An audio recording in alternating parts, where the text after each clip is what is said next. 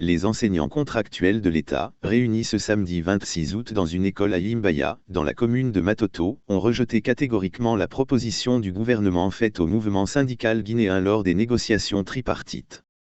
Elle consiste à organiser à l'intention des contractuels un concours dans les préfectures du pays.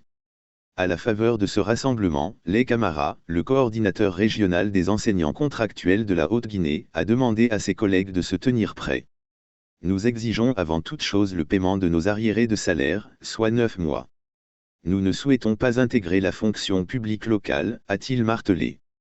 Quant au coordinateur régional des enseignants contractuels de l'AB, Mamadou Selou Diallo, d'enfoncer le clou. Le ministre de l'Administration du Territoire et de la Décentralisation, Maury Condé, s'est réveillé de son inaction pour donner des informations incohérentes en promettant de payer 3 mois de salaire et de procéder à un recensement biométrique.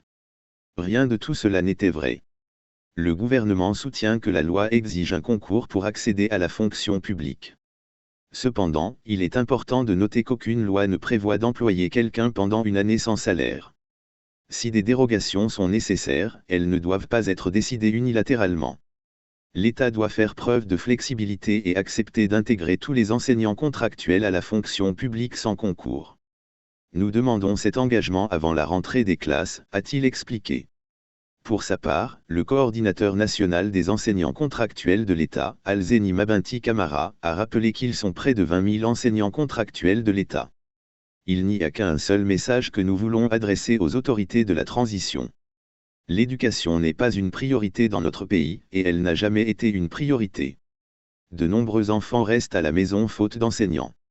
Depuis 2018, les autorités nous font les mêmes promesses. Elles disent patience, nous travaillons sur votre dossier. Aujourd'hui, tous les enseignants contractuels de l'État sont déterminés. L'État nous doit 6 mois d'arriérés de salaire et 9 mois de primes d'incitation. Les périodes de vacances devraient être incluses dans le contrat des enseignants communautaires, a-t-il déploré. Présent à la rencontre, le secrétaire général du syndicat national de l'éducation, Michel Pépé Balamou, a fait des révélations graves. L'espoir subsiste, de la naissance à la tombe. Il ne faut jamais désespérer. Vous avez sauvé la Guinée d'une année blanche en 2018 à 2019. Vous devriez être reconnu par la République et non être victime d'ingratitude. En 2019, nous avions besoin d'environ 19 492 enseignants titulaires. Depuis l'arrivée du CNRD, environ 8 000 enseignants sont partis à la retraite sans qu'un seul enseignant ne soit recruté en remplacement. Environ 2 800 enseignants qui étaient en poste ont été transférés dans les salles de classe. Certains ont été rejetés par les élèves, d'autres ont refusé d'enseigner. Les classes restent vides. De plus, des milliers d'enseignants sont malades et ne peuvent pas enseigner. En décembre 2023, près de 2 000 enseignants titulaires devraient prendre leur retraite. Il y a actuellement près de 30 000 enseignants manquants dans les écoles. Lors du premier paiement, environ 17 468 enseignants contractuels de l'État ont été rémunérés. Environ 1160 personnes non qualifiées ont été exclues. Elles n'avaient aucun lien avec l'éducation. Nous avons des preuves, il s'agissait notamment des épouses des maires, des épouses des directeurs préfectoraux de l'éducation et des enfants des préfets. Nous possédons une liste.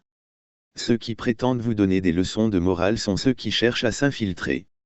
Cela signifie que tout ce qui l'organise est susceptible d'être infiltré, a-t-il souligné en substance.